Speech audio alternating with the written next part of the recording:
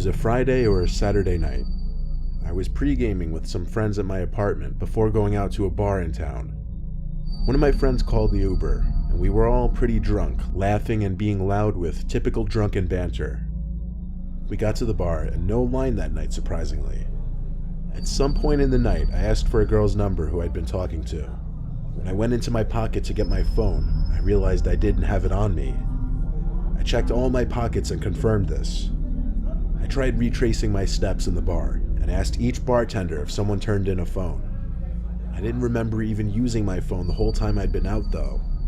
I stepped outside the bar with one of my friends to use his phone to call mine. Someone picked up on the other end. I heard the fiddling of the phone, but they didn't say anything. I said, "Hi, where'd you find this phone?" Just breathing on the other end. I asked them if they were at the bar, but they hung up on me. I looked at my friend and tried calling again. Went straight to voicemail, though. I tried using Find My iPhone, but apparently I had that feature switched off for some reason. This was a pretty sobering experience. There was no way I could have fun knowing my phone was stolen. My friends told me just worry about it tomorrow, go to the police station and get their help in tracking it. I went home early that night. I put a couple slices of bread in the toaster before bed, and found my phone on the kitchen counter. It didn't make sense. I signed into it and checked my recent calls, and indeed, someone accepted the call and it lasted for 25 seconds.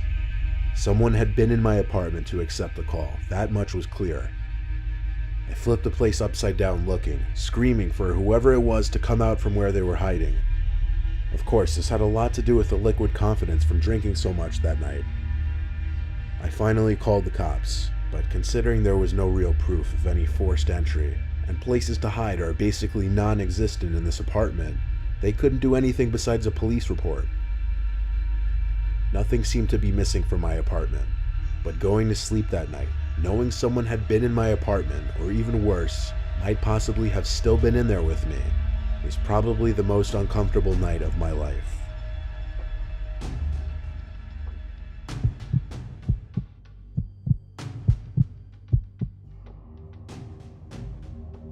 I was 17 years old, and this happened on a late summer night. My dad and little brother had gone to a Boy Scout campout. My dad was one of the Scoutmasters. I was home alone with my mom for the weekend. She was already in bed at this point. It was about 2 in the morning, and I was just finishing up my late night gaming. I had to go to the bathroom one more time before going to sleep, though. While sitting on the toilet playing games on my phone, I heard the faintest little tap on the bathroom door. "Mom, was that you?" "Mom," I yelled. It wasn't windy or anything. There didn't seem to be any logical way to dismiss it. I slowly and nervously opened the door, but there was nobody there. However, my bedroom door was now shut. I was certain I hadn't shut it. I went over to my mom's room and told her that I thought somebody was in my room. She didn't take me seriously and told me that she didn't know what to tell me. I tried to convince myself that maybe I did shut my door. I opened my door feeling extremely freaked out, and when I snuck a peek into the room, I felt like my heart exploded inside of my chest.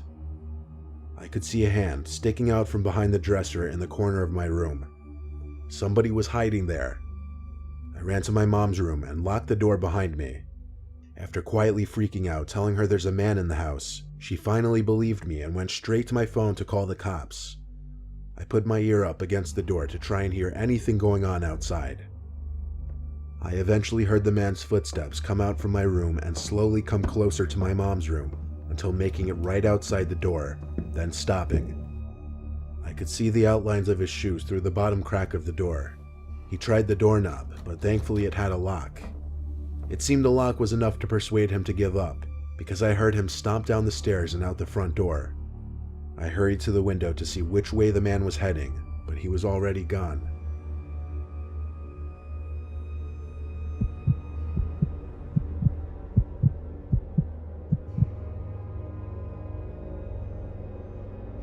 When I was younger, 10 years old at the time, my mom had just started letting me stay home alone. We had been watching my mom's friend's dog while they were on vacation. My mom worked weeknights, so she told me that they would come around back since the dog's cage was right next to the back door, and that I would have to let them in. I sat in the den by the back door, with the dog by my side while I watched TV. He then started to growl and bark, while looking out the window to the dark. I tried to see what he was barking at, but it was too dark. Of course, I assumed it was my mom's friend coming to pick up the dog. I went over to the door with the dog following me and turned on the patio light. I couldn't see anyone out there at first, but the dog was still barking. I made sure to peek at every corner of the yard, but then I saw someone at the garden by our shed. It looked like my mom's friend. They seemed to be bending over, picking something up. I assumed she was admiring my mom's garden or something logical. I then received a disturbing phone call. I prioritized answering the phone, as my mom was strict about me always answering the phone when I was home alone. I left the dog to continue barking by the door as I picked up the phone, hoping it was my mom. And it was. She told me that her friend wasn't going to pick up the dog that night, as they wouldn't be getting home until past midnight. I began to stutter as the pure horror prohibited me from speaking coherently.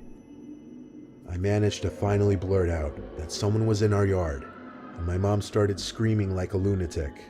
She told me to get up to my room, lock the door, and hide under the bed while my mom called the cops. I obeyed and laid there in silence for a good 10 minutes, until I got a knock at the door. I sprang up and out of the room, making it halfway down the stairs, when I saw a face looking in through the window of our front door. This face, a guy, staring right at me. A face so unsettling that it disturbs me thinking of it today. I screamed at the guy that the police were on their way, but he didn't move. He insisted on just staring at me like a statue. I ran all the way back upstairs, tripping twice, and back to my room. I waited another few minutes before another knock came at the door, followed by a muffled shouting noise. It was the police this time.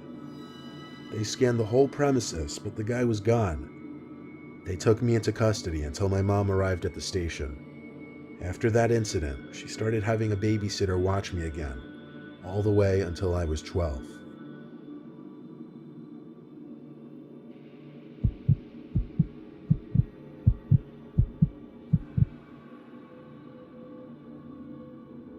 A long time ago, my girlfriend and I were looking for a private place to be alone together since our parents were always home. There was a vacant house on the corner of our block that hadn't been owned for years. The back door was always left unlocked. I would know because my friends and I had been in there before. We went in through the back, but before we could even get upstairs, there was a knock at the front door. We looked at each other with worry. What if someone had caught us sneaking in? She peeked out the window, but there was no one on the stoop. She made sure that the door was locked before turning back to me. I assured her it was just some kids playing ding-dong ditch. We made it only halfway up the stairs before the frantic knocking on the door came back. She checked the window again. The porch was still empty. She opened the door this time and still couldn't see anyone.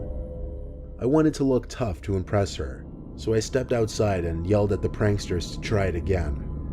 I shut the door and waited behind it, hands on the doorknob, ready to throw the door open. I just waited there for at least a minute, and I was about to just forget about it when I heard the blood-curdling scream of my girlfriend. I turned to see what she was screaming at, and I screamed as well. Just barely in the dark, we could see the silhouette of a huge humanoid figure very slowly making its way down the stairs. It was moving in a hovering-like motion. We ran past it just in arm's reach and left the house the way we came. We ran all the way back to my house, both of us out of breath. We know it couldn't have been an old person. They had to be at least 7 feet tall. Nobody was supposed to be living in that house, though. I even asked a friend living across the street from the house, and he said it had been vacant for years.